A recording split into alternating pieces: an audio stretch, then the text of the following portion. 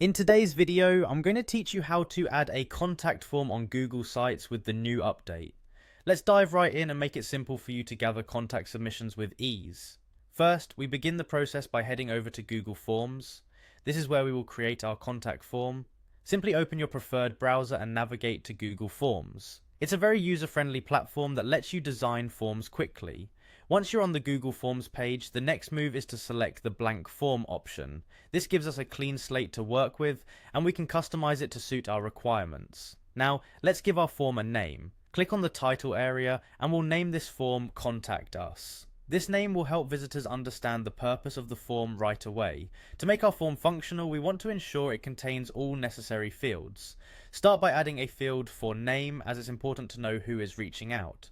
Next, let's add another field for message. This is crucial because it provides users with space to inquire or give feedback. To do this, click on the Add Question button and we'll switch the question type. Initially, it may be a multiple choice format. However, for capturing messages, you want to select the paragraph option. This allows respondents to enter detailed messages without space limitation.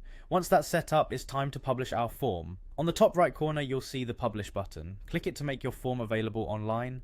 Don't worry, you can always come back and make adjustments if needed. With the form published, the next step is to add this form to your Google site. Start by going to your Google Site Editor. Navigate to Pages on the left side. Here you'll add a new page by clicking on the plus icon.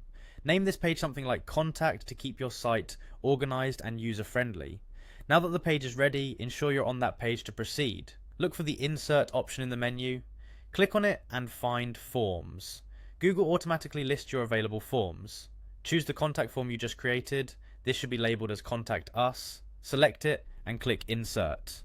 That's it. Your contact form is now part of your Google site.